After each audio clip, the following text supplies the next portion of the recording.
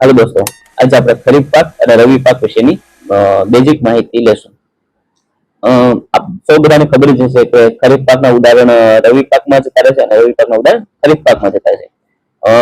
યાદ રાખવા છતાં યાદ રહેતું નથી, તો આપણને પાસે સરળ ટ્રીક દ્વારા આને યાદ રાખીશું। સૌપ્રથમ જોશું કે ખરીફ પાક કોને કહીશું, કે વરસાદની ઋતુમાં લેવાતા પાકને ખરીફ પાક કહે છે। રેડી?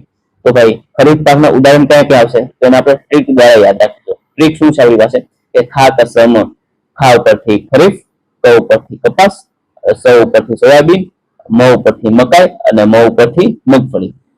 આ ટ્રીક દ્વારા આપણે ખરીફ પાક અને ખરીફ પાકના ઉદાહરણ યાદ રહી જશે। રેડી? ટ્રીક શું છે કે ખા કસમ। રેડી? અને કયા મહિનાથી કયા મહિના દરમિયાન લેવાય છે, તો કે ભાઈ જૂન થી સપ્ટેમ્બર દરમિયાન લેવામાં આવે છે। રેડી?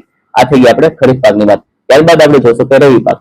રવિ પાક એટલે શું? કે રવિ પાક એટલે કે શિયાળાની ઋતુમાં લેવાતા પાકને રવિ પાક કહે છે।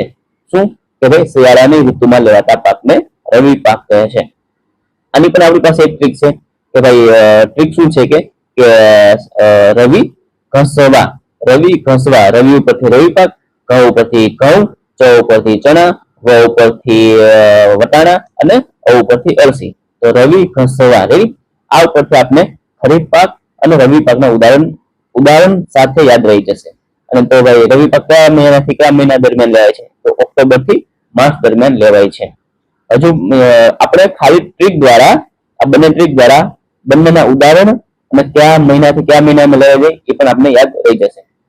ઓકે, ધન્યવાદ।